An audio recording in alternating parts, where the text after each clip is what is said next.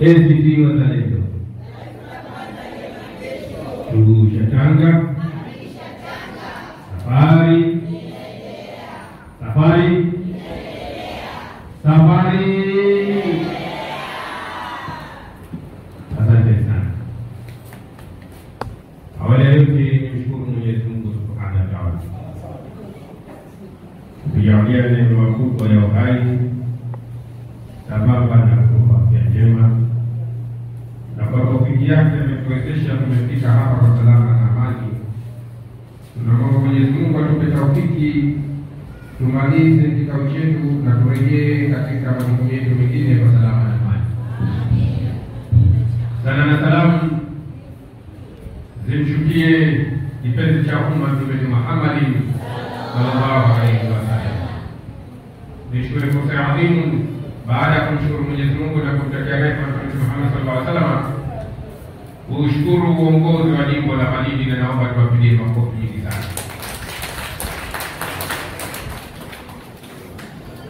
Binafsi kabisa na kushukuru mwenyekiti wetu wa jimbo la Malindi Lubashuti kwa kuongoza vyema chini ya uongozi wako, msaidizi wako na mtendaji wetu mkuu ndugu Nasor Amin, tupigeni makofi mengi sana. Lakini pia kampeni meneja wetu wametutetea haki, tupigeni makofi mengi sana. Bwana ndugu yangu Semene na kaenea hapa kwa kazi tuliyompa, na kwa sababu huwa namtania huyu Bwana Osman ni bazazi, kwa hiyo kazi aliyopewa anaiweza kwa kweli. Lakini naomba tupige makofi kijana wetu anajituma sana, ndugu Bori ambaye ndio supervisor wa jimbo letu, tupige makofi. Nisisahau kakangu Sefu anatimiza wajibu wake, naye tupige makofi mingi sana. Wengi hawa kipekee kabisa habibti wangu, bainia wangu, namuumiza hapa mtu, lakini atasame baada ya kuwalia ongea sana na wakati huo jamani. Jamani, mke wangu yuko hapa, simsimamishi, mtamuona wengi maana wanaume wao. Mpigeni makofi kwa sababu yuko.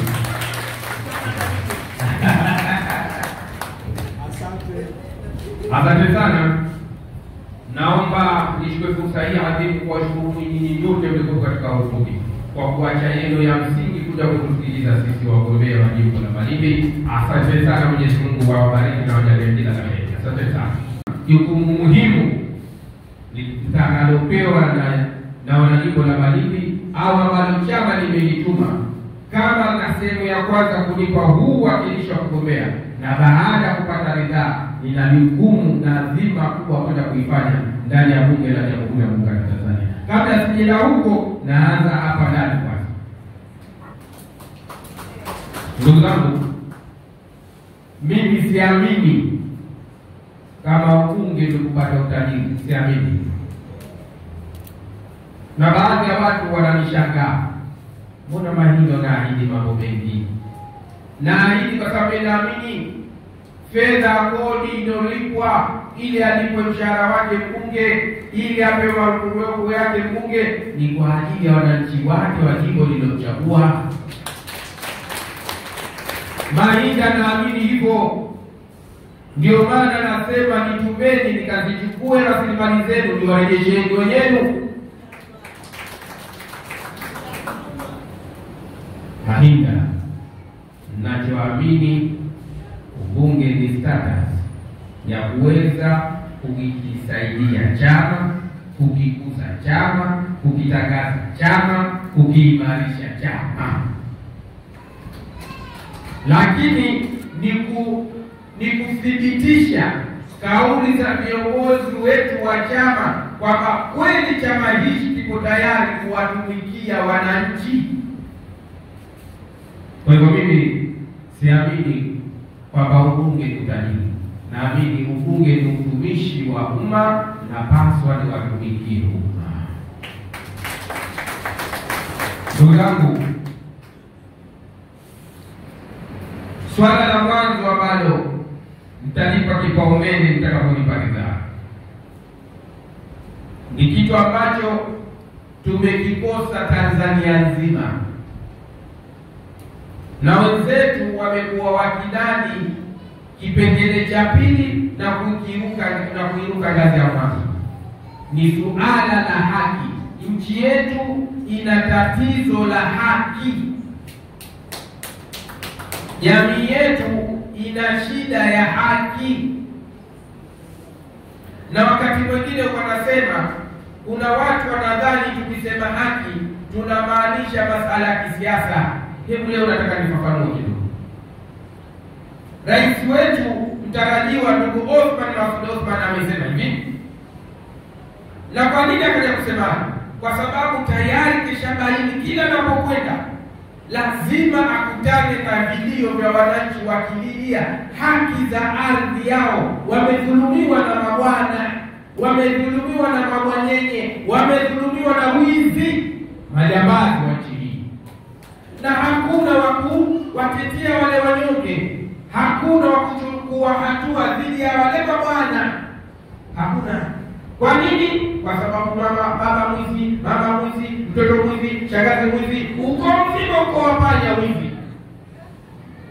Chama cha ACT Wazalendo kuanzia kuombea rais, mbunge, mwakilishi na madiwani, tunakwenda kupigania haki ya nchi, haki za wananchi. Kwa la mwanzo lazima turejeshe haki katika nchi. Na haki kirejea katika nchi, vilio vya ardhi itaondoka. Ndio maana rais wetu mgombea anasema atarejesha ardhi zote zilizodhulumiwa. Sisi masuala ya siasa tunapozungumza haki, si kwamba haki ndiye nipewe haki ya ubunge, huyu apewe haki ya wakilishi, haki ya diwani imekwisha. Hapana, haki na upana wake. Wangapi leo kwenye mirathi wanadhulumiwa, hawana pa kukimbilia? Kuna wangapi familia zimeingia kwenye migogoro, serikali mmoja anatumia ubavu wake anadhulumu familia nzima. Kwa hali hiyo, nchi ilipofika babaya katika kutoa haki, wallahi kaja mwendaji ile katibu kachukua karatasi kasaini, uhuru umetolewa, kwa ikafungwa, tukapewa, tukaondoka. Na mwambie msasa kaitaji sana kwa mufti. Sanga kaitaji kwa mufti barua.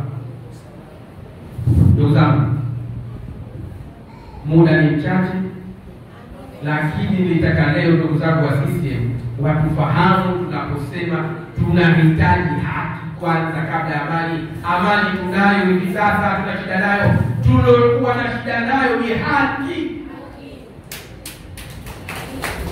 Hatuna uhakika kupata haki zetu, ziwe za kisiasa, ziwe haki za kijamii. Kuna watu nimemalizia wa mwisho, ndugu yetu pale Saidi yupo, angepatwa na nafasi leo kueleza angelia nini. Kuna watu wanabakiwa watoto wao, lakini waliobaki ni wakubwa. Watoto wale na familia zao wanabaki kudhalilishwa, jamii yao inadhalilika, mtoto wao anadhalilika. Aliyefanya kitendo hichi haguswi hata maji. Baada ya moja kubwa lilitokea kule Pemba, mtoto wa mmoja, ndugu yake mmoja mkubwa wa nchi hii, mkubwa kabisa katika wakubwa watatu wa nchi hii,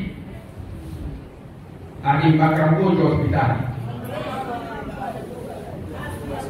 Hakuuliwa mpaka leo. Kwa nini? Kakaka Mpendela Kibora. Ndio nchi ilipofika. ACT Wazalendo, Shusha Tanga, safari. Ndugu zangu, hili ni eneo moja la haki tunayokwenda kupigania ACT Wazalendo. Na mmekuwa na dakika mbili nimalize. Na ndugu na maliza dakika mbili. Ndugu zangu, mtakaponipa ridhaa ya kuwa mbunge wa jimbo hili la Malindi, baada ya kwenda kupigania haki za Zanzibar ndani ya bunge la Jamhuri ya Muungano wa Tanzania, nikirudi bungeni hapa nitasimamia swala zima la elimu. Na katika elimu na jimbo letu tutaweka taasisi tutakayoita Malindi Educational Training Center. Na kituo hichi kazi yake kwenda kusomesha watoto wetu, vijana wetu, masomo ya ziada ya form 4 na form 6 bure. pasi na malipo. Tunahitaji jamii iliyoelimika, iliyostaarabika, ili tuache kutawaliwa kifikra. Leo katika baada mtoto wa kinyonge na kusana nafasi kwa sababu kwanza elimu yake duni. Tutakuza uwezo wa kifikra kupitia elimu ndani ya Malindi Educational Training Center. Tutaweka hiyo Malindi Educational Training Center kuweza kuwafundisha vijana wetu masuala ya lugha za kigeni bure. Tutaweka Malindi Educational Training Center kuwafunza vijana wetu masuala ya kozi za kompyuta bure. Ndugu zangu, Malindi Educational Training Center, mwanafunzi atakayepata division 1 form 4, mwanafunzi atakayepata division 1 form 6, mimi Mahinda, mbunge wa jimbo la Malindi, nitamlipia gharama zake za masomo. Ndugu zangu, elimu hatujaiacha pia sekula. Tuna elimu ya Qur'ani. Tutaunda kamati maalum ya madrasa. Nilisema huko nyuma, nishawahi kuwa mimi mwalimu zaidi ya miaka 17 ya madrasa. Najua changamoto za walimu. Tutaunda kamati, tukae pamoja, tujadili hizi changamoto za madrasa, tuone namna bora kuzitatua. Lakini msingi wa hili tukampige wote kwa kura, ili mfuko wa zaka ukija, Zawala la mwanzo nimesema walimu kuingizwa katika petrol ya serikali, mshahara kwa walimu ukija kwa walimu wa madrasa, tumemaliza tatizo kwa jumla wake. Ndugu zangu, naloelezo la kumbushwa na swala hili la walimu, matayarisho mimi na wawakilishi wangu yameshaanza, nimeamekumbusha kwa nieleze hapa. Ndugu zangu, katika elimu hii ya dini hatujaishia hapo.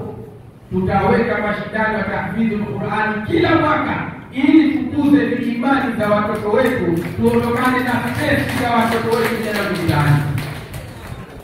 Hiyo haitoshi. Mimi kaka yangu ni amiri wa mahali ya Kiislamu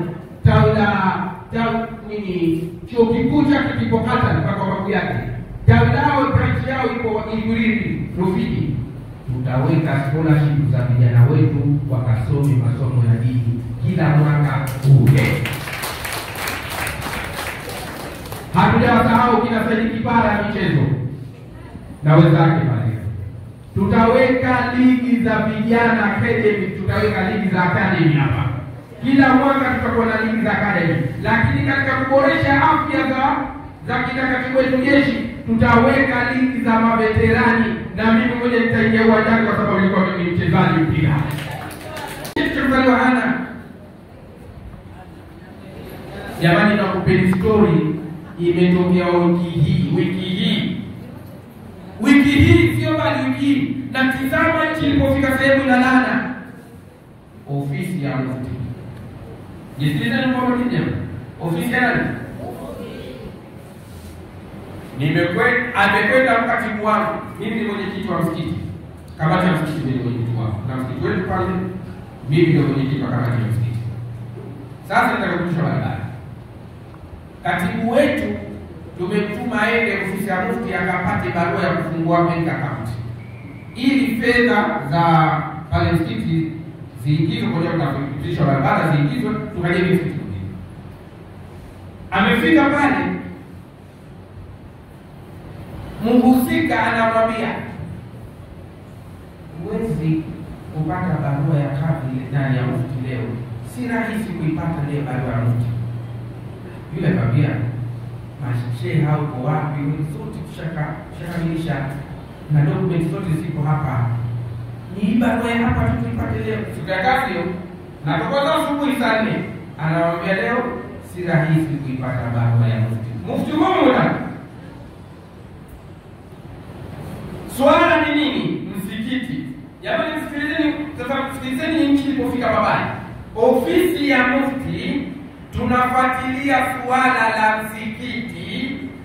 Msimamizi na mwajiriwa wa serikali anayelipwa mshahara kwa kodi za wananchi anakuhamisha hatua za msikiti kupatiwa fedha. Msikiti nyumbani. Si pengine angesema kwa sababu ya kadhia hii, kule na mimi tumejiana nipate fungu langu kwa Mungu. Sasa sikilizeni vichekesho. Na mtu mimi nafahamiana naye ni ana karibu na mtu. Nikampigia simu. Akaniambia uko wapi? Akaniambia samaki. Basi njoo nipate. Nikamchukua nikaenda kwa mimi. Akaenda tena mpaka kwa mtu.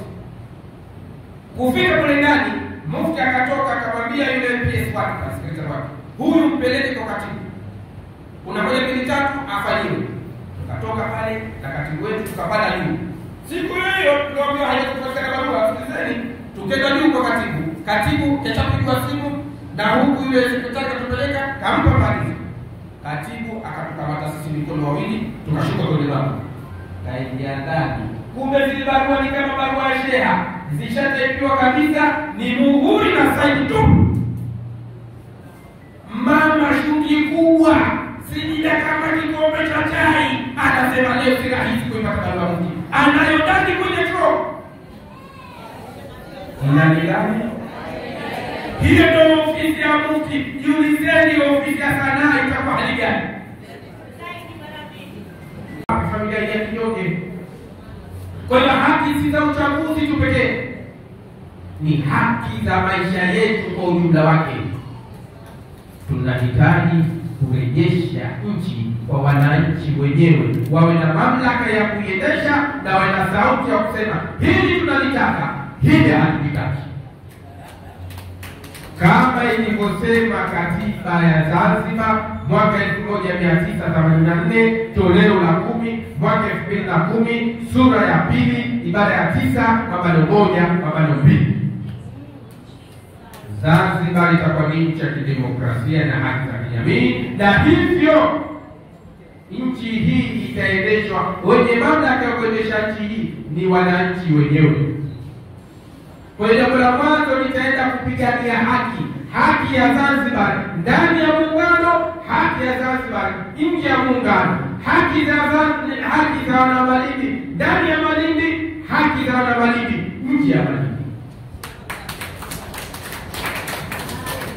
Ibara ya kwanza sura ya kwanza Zanzibar inatambulika kwamba ni nchi. Naenda kuendeleza mapambano aliyoyaacha kaka yangu ndugu Al-Saleh Al-Beto ya kuipigania Zanzibar yenye mamlaka kamili. Ndugu zangu, tunawaomba sana wale ambao sio ACT Wazalendo kwanza watufahamu.